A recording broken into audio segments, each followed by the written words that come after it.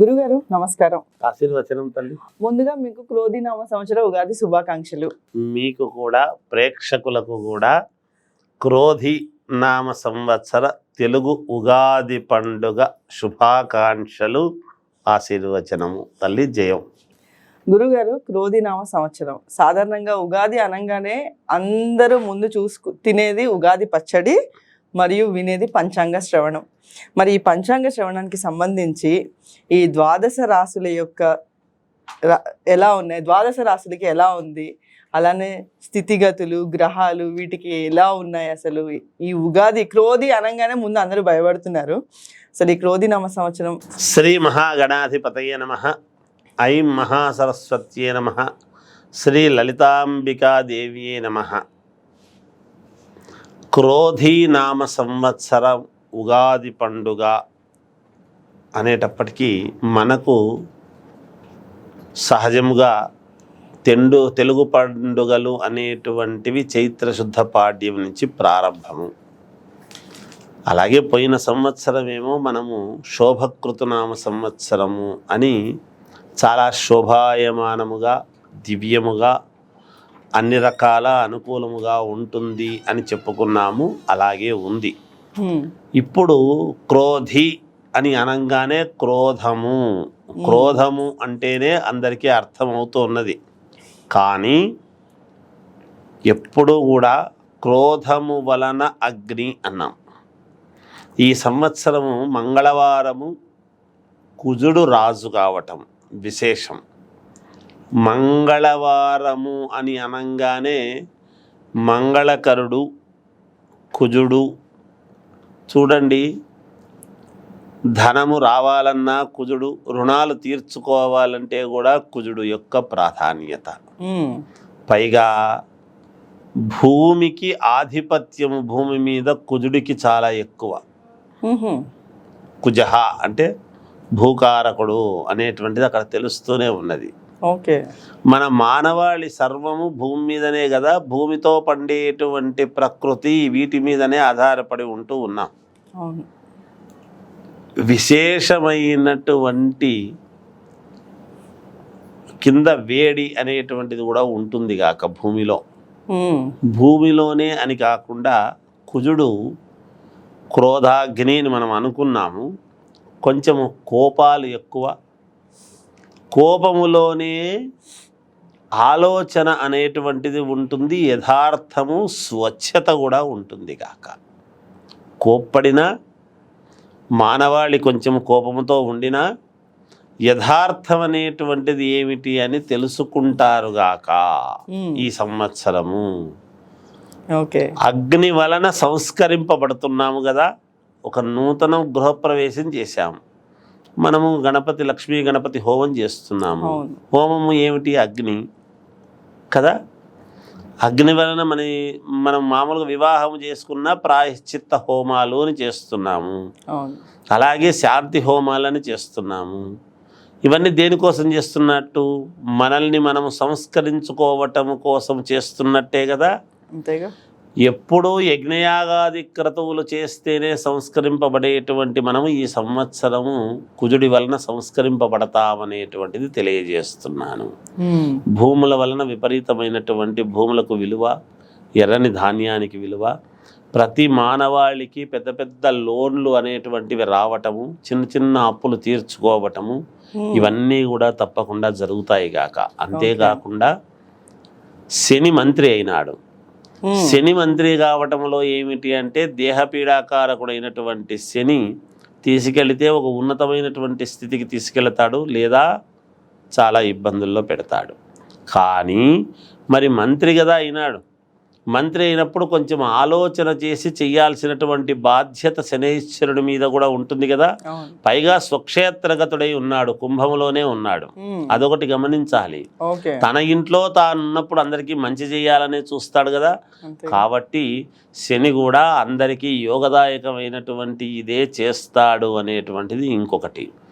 అతి ముఖ్యమైనటువంటిది ఇంకొకటి ఏమిటి అంటే చంద్రుడు ధాన్యాధిపతి కావటం. చంద్రుడు ధాన్యాధిపతి కావడం వలన ఏమిటి అంటే చంద్రుడికి ద్రవం ఏమిటి? బియ్యం, వడ్లు. ఈ సంవత్సరము వడ్లు అంటే బియ్యము బాగా పండుతాయి. బియ్యానికి విపరీతమైనటువంటి గిరాకీ ఉంటుంది. కొన్ని చోట్ల బియ్యము కోసము కొన్ని ఇబ్బందులు పడేటువంటి పరిస్థితి కూడా ఉంటుంది. చంద్రమా మనసో జాతః అన్నాడు. అందరి మనస్సు కూడా ప్రజానీకము అందరి మనస్సు ఆలోచనతో కూడినటువంటిది, స్వచ్ఛమైనటువంటి దీంతో దృఢ సంకల్పముతో మంచి మనస్సుతో ఆలోచన చేసి ప్రజలందరూ కూడా ముందుకు సాగుతారు అనేటువంటిది తెలియజేస్తున్నాను. ఇక మిగతా గ్రహాలు మామూలుగా ఉన్నాయి దేనిపాటికవి. కాకపోతే రెండే మామూలుగా ఉన్నతమైనటువంటి గ్రహాలు, మిగతాటివి పాపగ్రహాలుగా ఉన్నాయి. 2 పుణ్యగ్రహాలు, మిగతావి కొంచెము పాపగ్రహాలుగా ఉన్నాయి. సరే, ఏమి ఇబ్బంది లేదు దానివలన.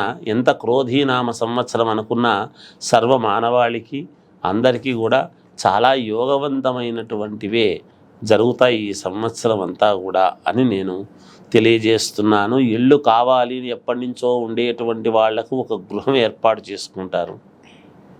రుణాలు తీర్చాలి, మాకు ఇన్ని అప్పులు ఉన్నాయనేటువంటి వాళ్లకు పెద్ద రుణాలు పొందుతారు, అప్పులు తీర్చుకుంటారు చిన్నవి. కళ్యాణం కావాల్సినటువంటి వాళ్లకు కళ్యాణం జరుగుతుంది. కుజుడు మంగళకరుడు కదా, కుజుడే అయినాడు కదా. కుజదోషాలు ఉండేటువంటి వాళ్ళు విపరీతమైనటువంటి పూజలు యజ్ఞయాగాది క్రతువులు చేసుకుంటారు. తద్వారా దోషాలు పోగొట్టుకుంటారు. ఇంకా శీఘ్రముగా ఫలిస్తాయి. కుజుడు రాజు అయినప్పుడు దోషాలు పోగొట్టుకోవడానికి విపరీతముగా సహకరిస్తాడు గాక. సంతానము కావాల్సినటువంటి వాళ్లకు సంతానాన్ని ఇస్తాడు.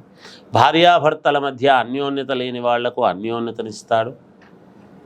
ఇలా ఏదైనా అనివార్య కారణాల చేత దూరమైనటువంటి భార్యాభర్తల్ని మళ్ళీ కలుపుతాడు కూడా. ఒకవేళ మామూలుగా ఈ విడాకులు తీసుకున్నటువంటి వాళ్ళు కూడా మళ్ళీ ఎందుకైనా మంచిది కలుసుకునేటువంటి అవకాశాలు కూడా ఉన్నాయి కుజుడి ప్రభావం చేత. ఇది అండర్లైన్ చేసుకోవాల్సినటువంటి విషయం. కనుక ఏది మనము వెంటనే మనం వేరే ఆలోచనలకు పోయి ఏదో జరుగుతుంది చేస్తుంది అనేది చిన్నవి ఎప్పుడూ ఉంటాయి. అన్నీ మంచివే ఉండవు అందరి జీవితాల్లో, చిన్నవి ఎప్పుడూ కూడా ఉంటాయి. కాబట్టి ఎవరు భయపడనక్కర్లేదు. చాలా యోగవంతమైనటువంటి సంవత్సరమే ఈ క్రోధీనామ సంవత్సరం కూడా. అందరికీ మేలే జరుగుతుంది గాక. జయోస్తు. గురుగారు, క్రోధీనామ సంవత్సరానికి సంబంధించి వృషభ రాశి వారికి ఎలా ఉంది? వృషభ రాశి కృత్తికా నక్షత్రము 2, 3, 4 పాదాలు, రోహిణీ నక్షత్రము 4 పాదాలు, మృగశిర నక్షత్రము 1, 2 పాదాలు కలిపితే వృషభ రాశి అవుతుంది.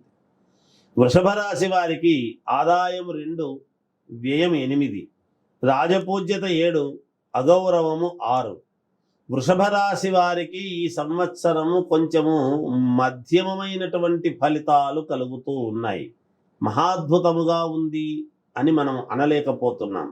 కానీ చిన్నపాటి ఇబ్బందులు, చిన్న యోగాలు రెండూ కూడా ఉంటాయి. అంటే మిశ్రమ ఫలితాలుగా గోచరిస్తూ ఉన్నది. మేలో గురువు మే 1వ తారీఖు వచ్చినా, వృషభములోకి వచ్చినా కూడా చిన్నపాటి ఇబ్బందులైతే తప్పవు అనేటువంటిది తెలుస్తూ ఉన్నది. ప్రతిభ, గతములో ఉండేటువంటి ప్రతిభ కొద్దిగా తగ్గే అవకాశముగా ఉన్నది. అయినా కొన్ని పనులు, మంచి పనులు ఏవో చేస్తూ ఉంటారు కదా సహజంగా. అప్పుడప్పుడు ఓహో మీరా అనేటువంటి ఒక కీర్తిని సంపాదిస్తారు. అదొకటి.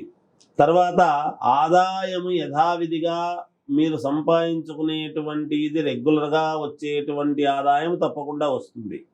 వాటిలో ఏమి ఇబ్బంది లేదు. గట్టిగా చేసేటువంటి ప్రయత్నాలు మాత్రమే విజయవంతమవుతాయి. ఏదో గతంలో లాగా మొదలుపెట్టి చేసినాం ఇంకా జరుగుతుందిలే అని అనుకుంటే కాదు. చాలా తీవ్రముగా దాని మీదనే కూర్చొని 1కి 10 సార్లు చేస్తే గాని ఆ పనులు పూర్తి కావు అని దాని అర్థం.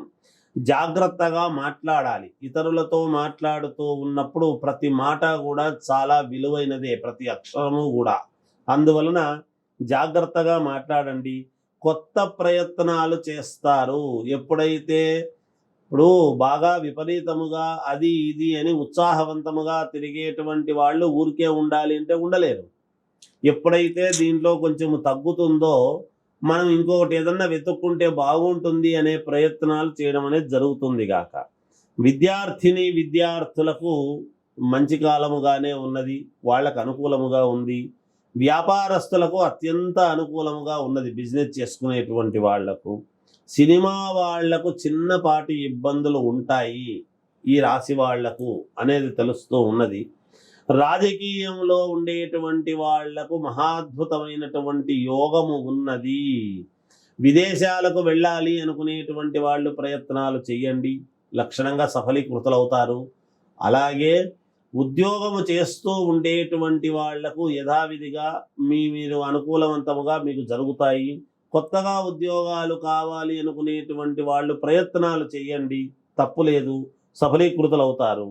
ఇంకా మంచి యోగవంతమైనటువంటివి మేము సాధించాలి అని అనుకునేటువంటి వాళ్ళు కొంచెము యజ్ఞయాగాది క్రతువులను చేసుకుంటే మేలు జరుగుతుంది. ఏది ఏమైనా వ్యక్తిగతమైనటువంటి జాతకాన్ని అయితే ఒకసారి పరిశీలన చేసుకోండి అని తెలియజేస్తూ జయోస్తు.